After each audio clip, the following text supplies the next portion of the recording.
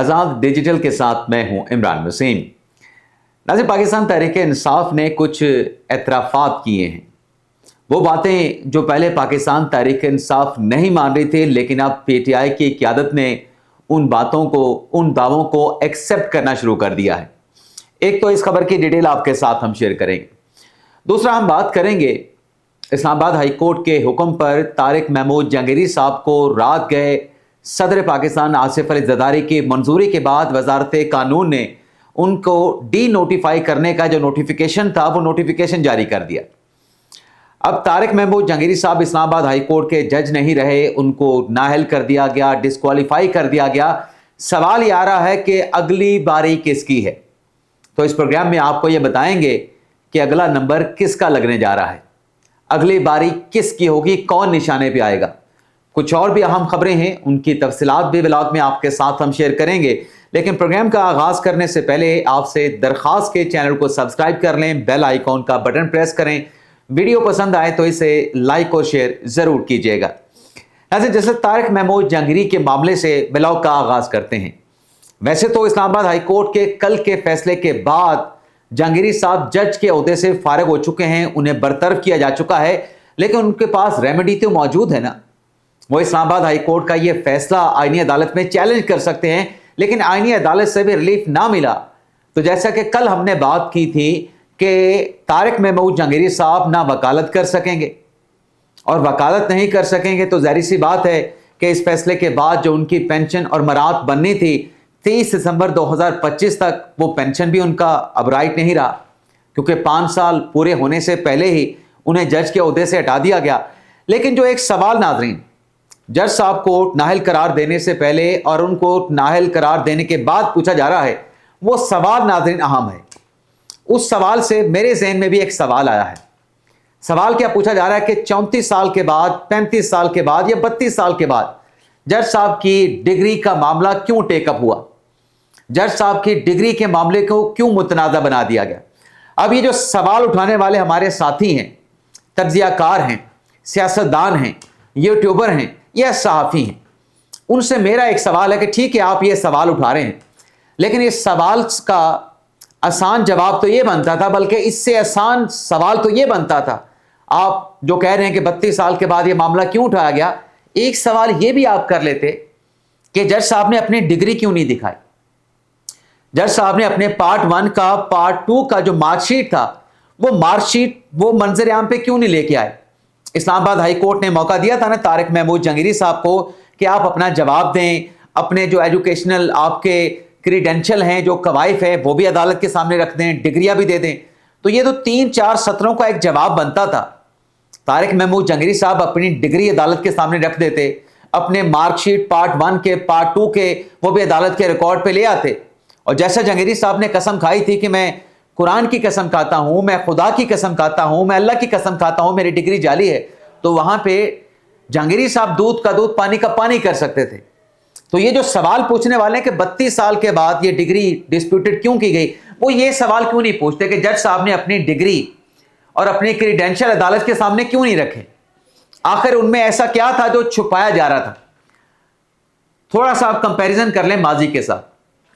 Panama का scandal आया 2016 में, और उसमें जो फ्लैट डिस्प्यूटेड हुए शरीफ खानदान के 1994 में खरीदे गए।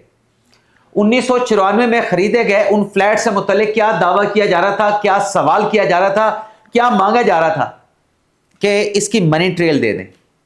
लंदन के ये फ्लैट्स कैसे खरीदे गए। अच्छा, वो अदालत के रिकॉर्ड पे बहुत सारी चीज़ें आई कि जो ट्रांजैक्शंस हुई थी वो बैंक बंद हो चुके हैं, वो बैंक जो है ट्रांजैक्शंस पुरानी है, कई साल पुरानी ट्रांजैक्शन है, रिकॉर्ड हासिल नहीं किया जा सकता। किसी हद तक वो बात दुरुस्त भी थी कि 20 साल 25 साल पहले बैंक की ट्रांजैक्शन आप कैसे हासिल कर सकें। लेकिन यहां पर तो आपकी एजुकेशनल क्रीडेंशियल थे, आपकी डिग्रियां थी, आपके मार्कशीट थे, और ये ऐसे डॉक्यूमेंट्स होते हैं जो आपके अपने पोजीशन में होते हैं। बैंक रिकॉर्ड तो किसी और के पास होता है ना, बैंक वालों के पास होता है। बैंक बंद हो जाए, बैंक क्लोज कर दी जाए हमेशा के लिए, तो आप कैसे अपनी ट्रांजैक्शन उनसे हासिल कर पाएंगे। लेकिन ये क्रीडेंशियल तो आप अपने पास हमेशा संभाल के रखते हैं कि किसी वक्त पे मुझे जरूरत पड़ सकती है। ये मेरा एक रिकॉर्ड है, मेरा एजुकेशनल रिकॉर्ड है। تو یہ سوال کسی نے نہیں پوچھا. اور جو شریف خاندان کے کیس میں, ایولن فیلڈ کے کیس میں, وہاں پر بھی تو 22 سال 25 سال پرانا ریکارڈ مانگا جا رہا تھا کہ فوری طور پہ آپ منی ٹریل دے دیں. وہاں پہ جو سوال کرنے والے تھے نا کہ ایون فیلڈ فلیٹس کی منی ٹریل دے دیں, کیسے خریدے گئے, آج وہ یہاں پہ یہ سوال کیوں نہیں کر رہے کہ جج صاحب کی ڈگری کدھر ہے, جج صاحب کی مارک شیٹ کدھر ہے. اگر جج صاحب یہ ساری چیزیں منظر عام پر لے آتے تو دودھ کا دودھ پانی کا پانی ہو جاتا. لیکن یہ سوال نہیں کیے گئے. جن کے پیٹ میں مروڑ اٹھ رہے ہیں وہ اپنا کنڈکٹ ماضی میں دیکھ لیں کہ ان کا ماضی میں کیا کنڈکٹ تھا. اب بات کی جا رہی ہے کہ اگلی باری کس کی ہو سکتی ہے.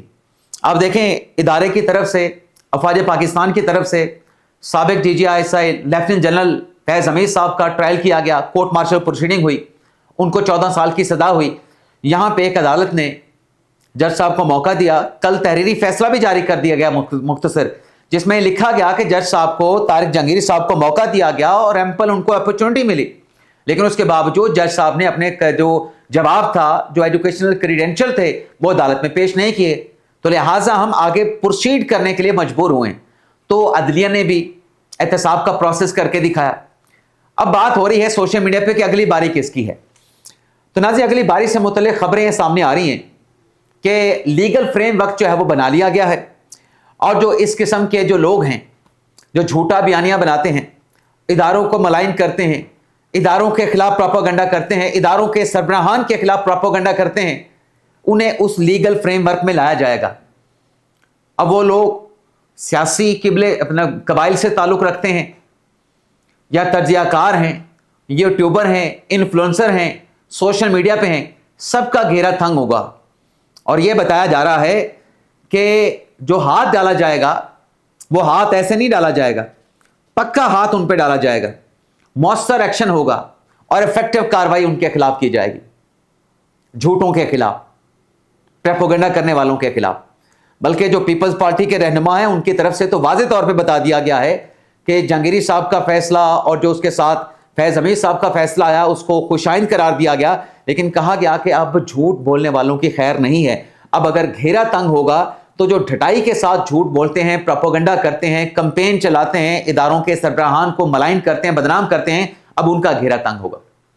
ویسے کل جسٹس محسن اختر کیانی صاحب کو بھی کچھ ریمارکس دینے پہ نشانے پہ لے لیا گیا.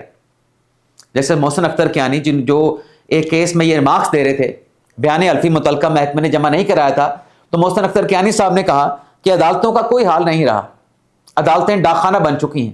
تو سوشل میڈیا پہ جج صاحب سے سوال پوچھا جاتا رہا کہ جج صاحب آپ کہہ رہے ہیں کہ عدالتیں ڈاک خانہ بن چکی ہیں, یہ عدالتیں تو جب سے بنی ہیں تب سے ڈاک خانہ ہیں.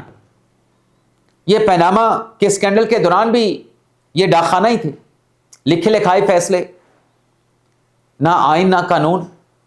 اور اب بھی انہوں نے کہا کہ آج آپ کو اگر یہ نظر آ رہا ہے تو آپ کو ماضی میں سب کچھ نظر نہیں آیا. تو یہ ریمارکس دینے پہ محسن اختر کیانی صاحب کو سوشل میڈیا پہ بھرپور طریقے سے بڑے سخت الفاظ کے ساتھ, بڑے شدید الفاظ کے ساتھ جو ہے وہ ٹارگٹ کیا گیا کہ جج صاحب آج جو بات کر رہے ہیں ان کو یہ بات بہت پہلے کر لینی چاہیے تھی. اب طارق محمود جہانگیری صاحب ڈسکوالیفائی ہو چکے. جیسے میں نے کہا کہ ان کے پاس ایک ہی ریمیڈی ہے کہ وہ آئینی عدالت سے رجوع کریں, اور آئینی عدالت سے رجوع کرنے پہ بھی ان کو ریلیف نہ ملا تو پھر کوئی پینشن نہیں, کوئی مراد نہیں. ویسے انصار باسی صاحب کا آج کا آرٹیکل ہے کہ جج صاحب یہ سوچ رہے تھے, ان کا ارادہ تھا کہ جیسے ان کے 5 سال کی میعاد 30 دسمبر 2025 کو مکمل ہوگی تو وہ 1 جنوری یعنی جنوری کے پہلے ہفتے میں اپنے عہدے سے ریٹائر ہو جائیں گے. ان کی پینشن بھی رہ جاتی, ان کی مراد بھی رہ جاتی, لیکن اب تو رات گیا, ان کی ڈی نوٹیفائی ان کو کر دیا گیا ہے اسلام آباد ہائی کورٹ کے فیصلے کے بعد. لیکن پاکستان تحریک انصاف نے بھی ایک اعتراف کیا ہے. پاکستان تحریک انصاف جو کہتے ہیں نا کہ ہمارے اختلافات کی خبریں میڈیا پہ غلط چلائی جاتی ہیں, اور یہ کہا جاتا ہے کہ اداروں کے خلاف ہم کوئی کمپین نہیں چلاتے, کوئی پروپیگنڈا نہیں کرتے, اداروں کے سربراہان کو ملائی نہیں کرتے. کل پاکستان تحریک انصاف کے رہنما تحریر سمیع سلم جگرا صاحب میڈیا کے ساتھ گفتگو کرتے ہوئے خود اس بات کا اعتراف کر رہے تھے کہ ہماری پارٹی میں اختلافات موجود ہیں, ہمیں ان اختلافات کو ختم کرنا ہے. وہ یہ اعتراف بھی کر رہے تھے کہ اداروں کے خلاف کمپین نہیں چلائی جانی چاہیے, اداروں کے خلاف پروپیگنڈا نہیں ہونا چاہیے, اداروں کے سربراہان کو بدنام نہیں کیا جانا چاہیے.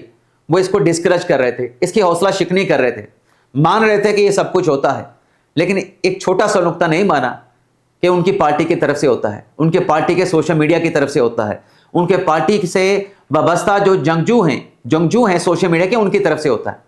لیکن وہ بھی میرے خیال سے آہستہ آہستہ ان کو ریلائز ہو جائے گا. جیسے میں نے آپ کو بتایا کہ اگلی باری کس کی ہے، تو اگلی باری سے متعلق ریگولیٹری فریم ورک بنا لیا گیا ہے. صرف اس کی جو حتمی منظوری ہے وہ حتمی منظوری ہونا باقی ہے. اور اس کے بعد پھر جو ڈٹائی کے ساتھ جھوٹ بولنے والے جو کردار ہیں ان سب کا گھیرا تنگ ہوگا، ان سب کے خلاف کریک ڈاؤن ہوگا اور حکومتی منسٹر کے مطابق مؤثر ایکشن اور افیکٹو کارروائی کی جائے گی. اجازت چاہتے ہیں ناظرین، اللہ حافظ.